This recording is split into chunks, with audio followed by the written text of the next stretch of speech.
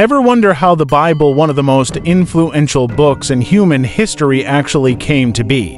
It didn't just fall from the sky, leather-bound and ready to go. Its origin is a fascinating mix of oral traditions, ancient scrolls, political decisions, and thousands of years of history. Let's break it down in 5 minutes. It all starts with the Hebrew Bible, also known as the Tanakh by Jewish communities. Most of these texts were written between 1200 BCE and 100 BCE, though the stories themselves were passed down orally for generations before being written.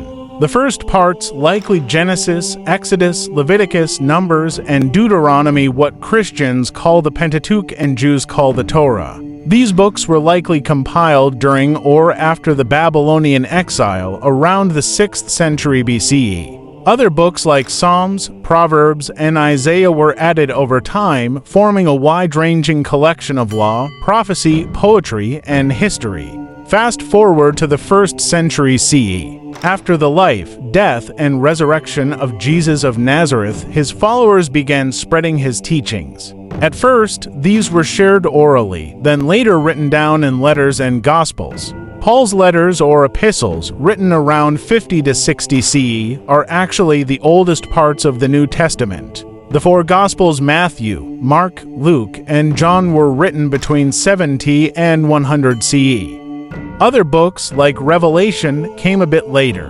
By the 2nd century, dozens of Christian texts were floating around, some familiar, others forgotten today. So how did these books become the Bible? For the Old Testament, Jews had already settled on a collection of sacred texts. Christians adapted this using a Greek translation called the Septuagint, which included some books not found in the Hebrew Bible. These are called the Apocrypha. The New Testament, though, wasn't officially settled until centuries later. Different Christian communities used different collections of books. It wasn't until the 4th century, over 300 years after Jesus, that church leaders started locking things in. In 367 CE, a bishop named Athanasius listed the 27 books we now call the New Testament. Around the same time, councils like Hippo 393 CE and Carthage 397 CE affirmed that list. By then, the Bible, as we know it, was mostly in place.